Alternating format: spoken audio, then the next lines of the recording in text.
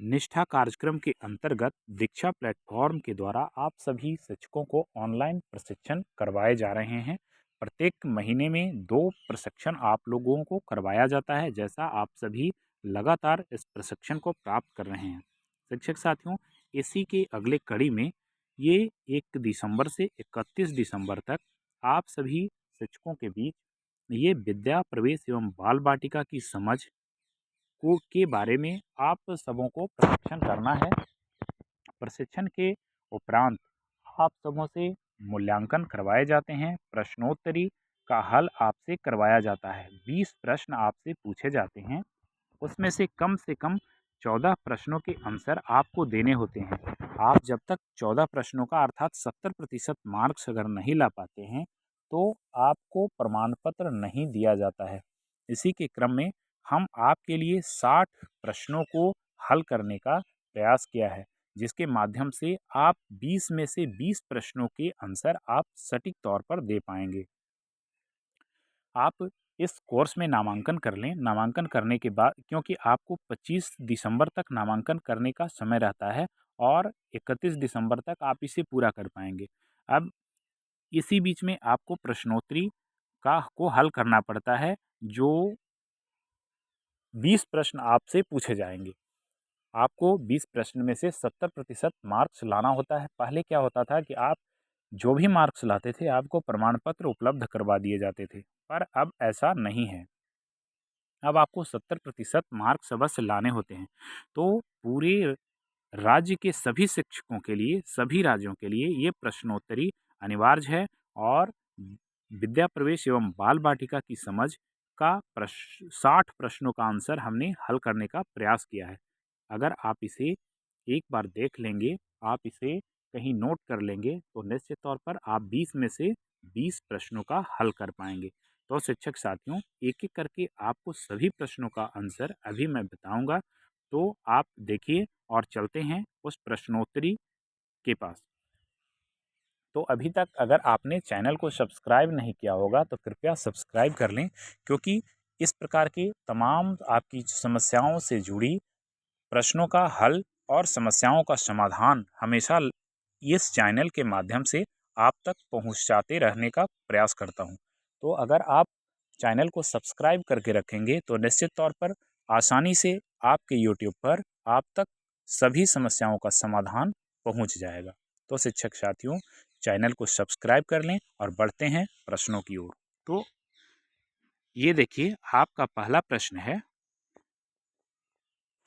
आप इसे ध्यान से देखते जाएं और इसे नोट कर लें। राष्ट्रीय शिक्षा नीति 2020 इस बात का समर्थन करती है कि बच्चों की शिक्षा जारी रहनी चाहिए।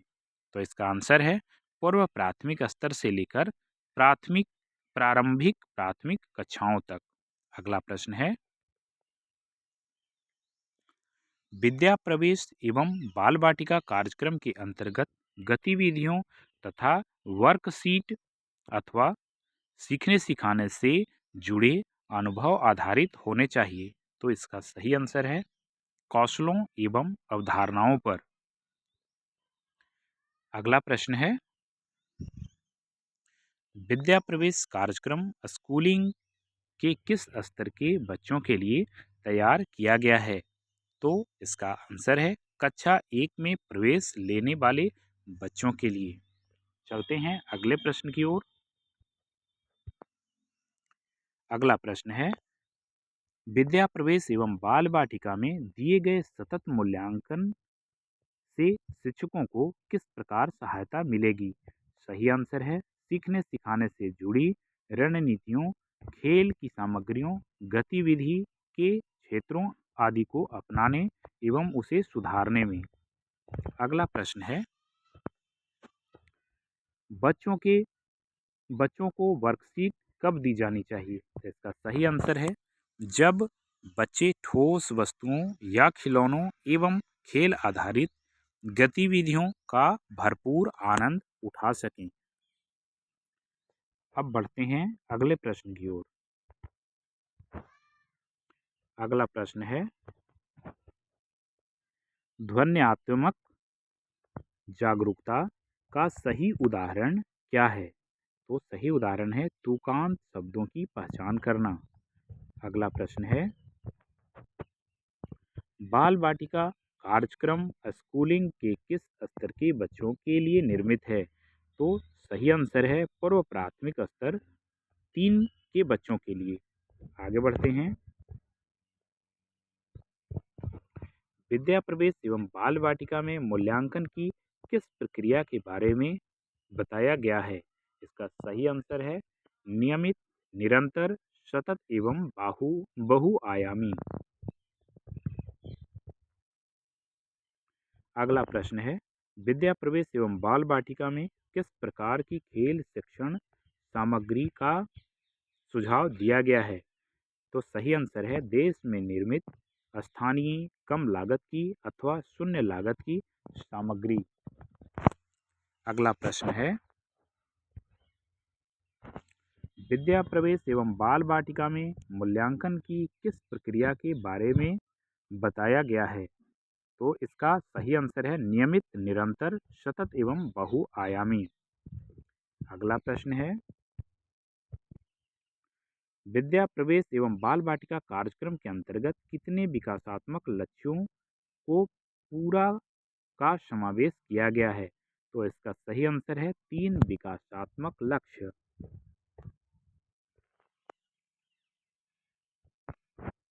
बढ़ते हैं अगले प्रश्न की ओर। राष्ट्रीय शिक्षा नीति 2020 में स्कूली शिक्षा के किस स्तर पर चरण एवं बच्चों के बीच शिक्षण के न्यूनतम स्तर का उल्लेख है?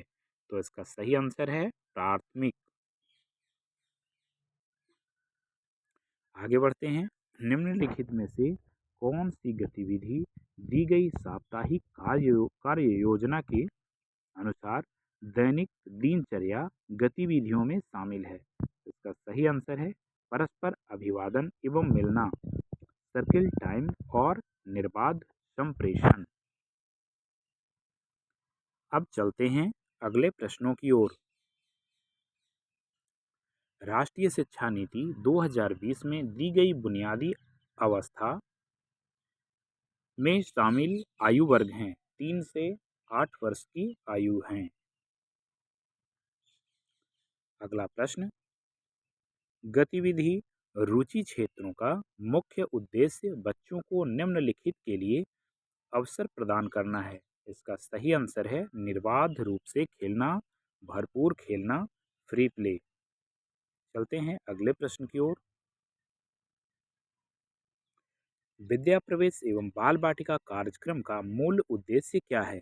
इसका मूल उद्देश्य है प्राथमिक कक्षाओं में बच्चों का व्यवधान रहित शिक्षण सुनिश्चित करना। अगला प्रश्न है, शैक्षणिक शिक्षण में पारगमन गतिविधियों का उद्देश्य होता है? तो उसका उद्देश्य है बच्चों को एक गतिविधि से दूसरी गतिविधि तक जाने में सहायता करना। अगला प्रश्न है, साप्ताहिक कार्य योजना से क्या तात्पर्य है? तो इसका तात्पर्य है एक सप्ताह में कार्यान्वित की जाने वाली गतिविधियों की दिनवार योजना।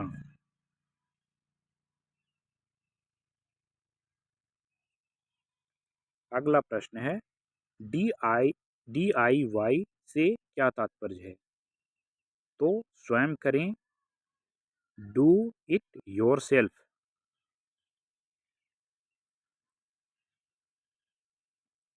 आइए देखते हैं अगले प्रश्न को। बच्चों को निर्देश किस भाषा में दिए जाने चाहिए? तो इसका सही आंसर है मातृभाषा अथवा ज़्यादातर बच्चे जिस भाषा विशेष से परिचित हों तो उसी भाषा में बच्चों को समझाना चाहिए, निर्देश देना चाहिए। अगला प्रश्न है, राष्ट्रीय शिक्षा नीति 2020 में प्री स्कूल स्तर 3 के लिए उपयोग की गई पारिभाषिक शब्दावली क्या है? तो इसका सही आंसर है बाल वाटिका। बढ़ते हैं अगले प्रश्न की ओर। निम्नलिखित में से कौन सा दस्तावेज FLN मिशन का एक भाग है? तो इसका एक भाग है विद्या प्रवेश। विद्या प्रवेश एवं बाल बाटिका कार्यक्रम केंद्रित है, तो ये केंद्रित है कौशलों एवं अवधारणाओं के विकास पर। आइए देखते हैं अगले प्रश्न को। गतिविधि रुचि क्षेत्रों का मुख्य उद्देश्य बच्चों को निम्नलिखित के लिए अवसर प्रदान करना है। निर्बाध रूप से खेलना, भरपूर खेलना। अगले प्रश्न की ओर देखते हैं। एफएलएन मिशन के दिशा निर्देशों में स्तर 3 के तौर पर उल्लेखित दस्तावेज कौन सा है? वो है बाल वाटिका। बाल वाटिका कार्यक्रम के क्रियान्वयन की अवधि है 1 वर्ष।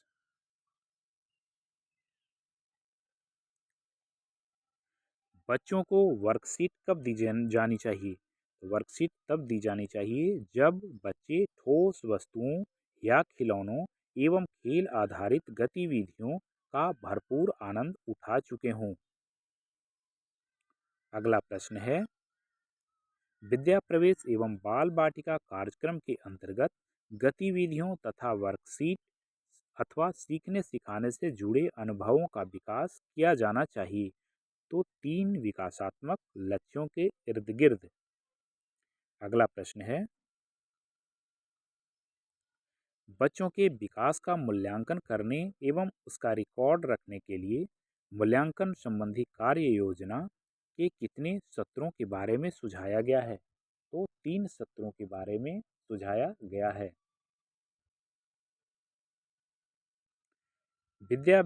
विद्या प्रवेश एवं बाल बाटिका कार्यक्रम का मूल उद्देश्य क्या है? तो इसका उद्देश्य है प्रारंभिक कक्षाओं में बच्चों का व्यवधान रहित शिक्षण सुनिश्चित करना। बढ़ते हैं अगले प्रश्न की ओर। बच्चों की एक से अधिक मातृभाषा घर की भाषा होने की स्थिति में शिक्षक से क्या करने की अपेक्षा की जाती है? तो छात्रों को कक्षा में अधिक से अधिक भाषाओं को अभिव्यक्ति के माध्यम के रूप में उपयोग किए जाने की स्वतंत्रता देना।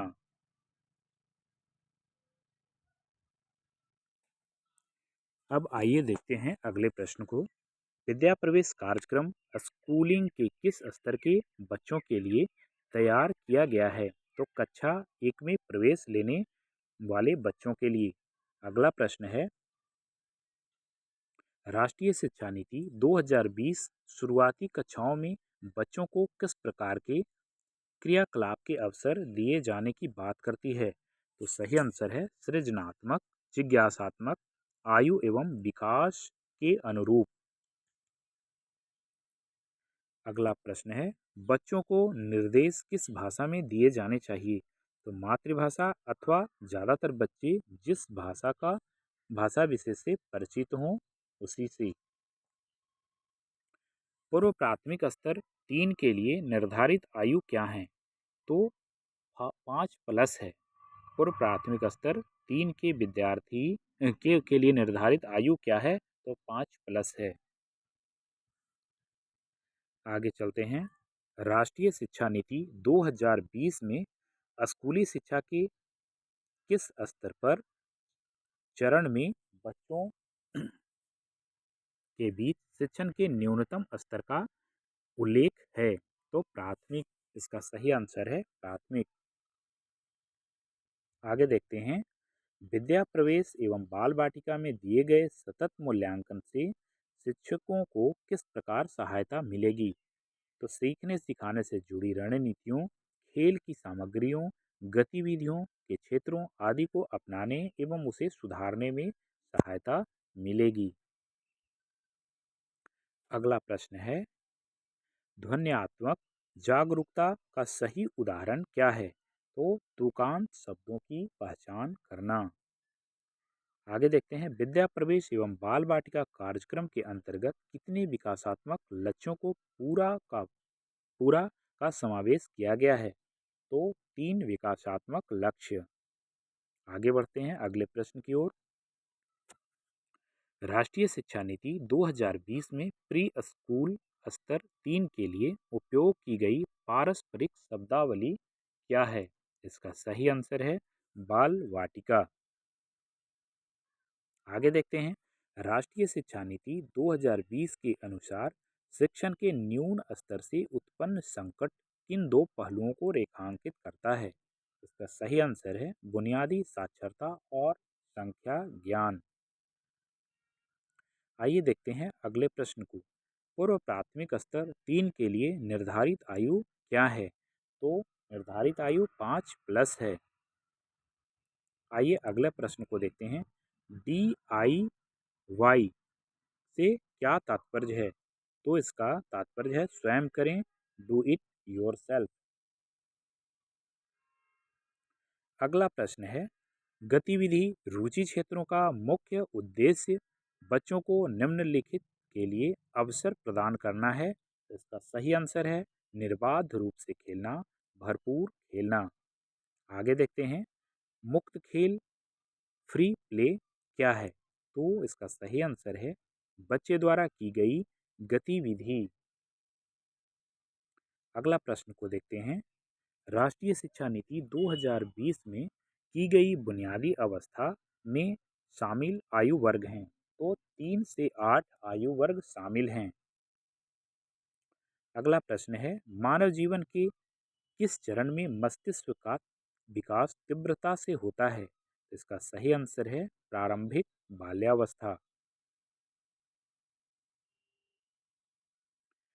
अगले प्रश्न को देखते हैं, राष्ट्रीय शिक्षा नीति 2020 में स्कूली शिक्षा के किस स्तर पर चरण में बच्चों के बीच शिक्षण के न्यूनतम स्तर का उल्लेख है? तो इसका सही आंसर है प्राथमिक।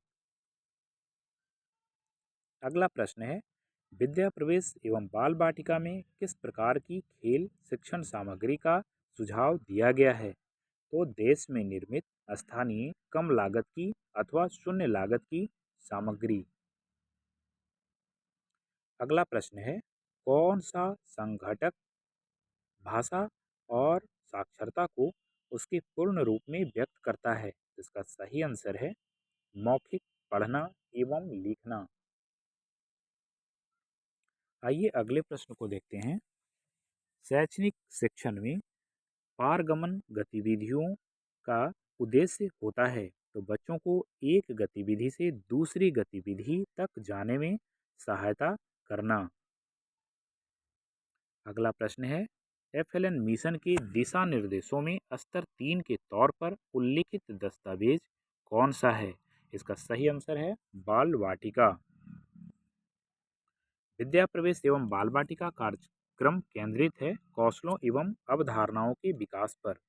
आगे देखते हैं, बच्चों के विकास का मूल्यांकन करने एवं उसका रिकॉर्ड रखने के लिए मूल्यांकन संबंधी कार्य योजना के कितने सत्रों के बारे में सुझाया गया है? इसका सही आंसर है 3। निम्नलिखित में से कौन सा दस्तावेज FLN मिशन का एक भाग है? तो विद्या प्रवेश। अगले प्रश्न को देखते हैं, निम्नलिखित में से कौन सा दस्तावेज FLN मिशन का भाग है? तो ये है विद्या प्रवेश। रिपीट हो गया है। विद्या प्रवेश कार्यक्रम के क्रियान्वयन की अवधि है 12 सप्ताह। विद्या प्रवेश एवं बाल बाटिका कार्यक्रम के कार्यान्वयन के लिए निर्धारित दैनिक अवधि घंटा कितनी है? तो प्रत्येक दिन में 4 घंटे का है। गतिविधियों में संतुलन का सही उदाहरण क्या है? तो शिक्षक द्वारा आरंभ की गई एवं बच्चे द्वारा आरंभ की गई गतिविधियां। अगला प्रश्न है, विद्या प्रवेश एवं बाल बाटिका में मूल्यांकन की किस प्रक्रिया के बारे में बताया गया है? तो नियमित, निरंतर, सतत एवं बहुआयामी। अब तो इस प्रकार से शिक्षक साथियों, आपके पास 60 प्रश्न उपलब्ध कराए गए हैं। कुछ प्रश्न रिपीट हो गए हैं, इसलिए ऐसा होता है कि आप देखेंगे कि जब भी प्रश्नोत्तरी को दोबारा से बनाएंगे तो कुछ प्रश्न मिलते जुलते आते हैं और कुछ प्रश्न नए हो जाते हैं। इस प्रकार से कुछ प्रश्न रिपीट भी हो गए हैं, तो आप सावधानीपूर्वक अपने प्रश्नों के हल करेंगे। निश्चित तौर पर आपको सभी प्रश्नों का आंसर देने के बाद 20 में 20 अंक आप ले आएंगे। और 20 में 20 प्रश्न का आंसर आप दे पाएंगे, आपको पूरे 20 अंक मिलेंगे। उसके बाद आपको धन्यवाद बधाइयाँ दी जाएगी और कुछ ही समय में आपको सर्टिफिकेट उपलब्ध हो जाएगा। कुछ ही समय का मतलब है, हमारा तात्पर्य है कि कुछ समय लग सकता है, 1 घंटे, 2 घंटे, 3 घंटे लग सकता है। अब यहाँ क्या होता है कि कुछ शिक्षक साथी तुरंत बनाते हैं और तुरंत कमेंट करना शुरू कर देते हैं कि सर हमने बना लिया, 20 में 20 प्रश्न हल कर लिए, लेकिन प्रमाण पत्र नहीं मिले। तो शिक्षक साथियों, आप थोड़ा धैर्य बनाए रखेंगे, निश्चित तौर पर अगर आप 14 से अधिक प्रश्न हल करते हैं, 14 प्रश्न भी हल करते हैं, तो आपको प्रमाण पत्र मिलेंगे। और निष्ठा कार्यक्रम के अंतर्गत दीक्षा प्लेटफॉर्म से आपको जो प्रशिक्षण करवाए जा रहे हैं, जो 1 दिसंबर से 31 दिसंबर तक ये चलने वाला कार्यक्रम है, विद्या प्रवेश एवं बाल बाटिका की समझ, आपको 100% सफलता इस प्रश्नोत्तरी के माध्यम से मिलेगी। धन्यवाद।